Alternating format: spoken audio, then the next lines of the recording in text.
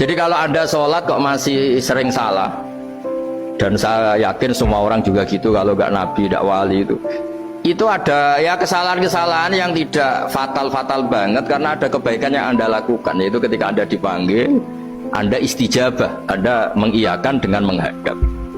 Ya, itu sudah bagus. Nah, setelah menghadap ternyata disuruh apa itu tidak nurut. Disuruh apa gak nurut itu satu kesalahan yang tidak mengganggu poin pertama tadi, Anda menghadap.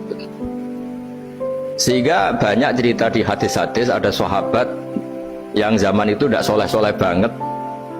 Zaman itu ketika Nabi, saya ini mau sholat ya Rasulullah, tapi jangan diminta berhenti dari begini-begini. Beliau menyebutkan sekian kemungkaran sahabat tadi. Nabi komentarnya itu sayan hahumayakul. Nanti kalau sering sholat lama-lama ya nggak begitu itu. Nah, ini kelirunya kita sebagai manusia. Lama-lama juga baik, itu kita kira itu terus harus sekarang gitu loh.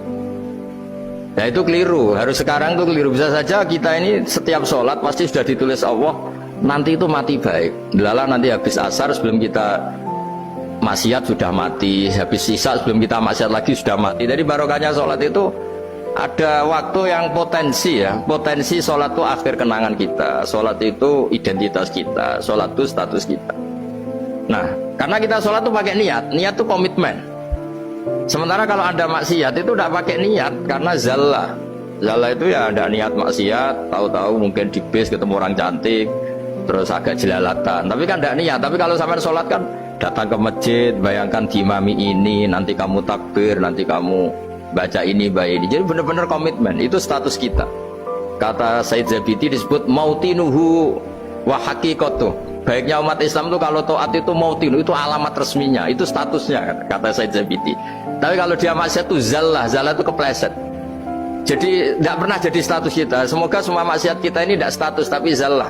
Tapi ketika taat itu status hakikat kita, maka fal'ubudiyah ya haqiqatuh wa mautinuhu wa dzatuh. Ini kata Said Abdul Az-Zabidi, pengarang Ithqal. Orang Islam itu orang yang ketika ibadah itu identitasnya betul, ketika ibadah itu Allahu Akbar, dia berharap rahmatnya Allah gini-gini.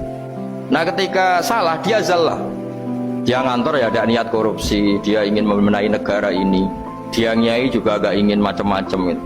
Ya tapi karena manusia terus ada zallah. Nah, semoga semua kesalahan kita ini zallah itu ya cara Jawa kepleset, tidak mental.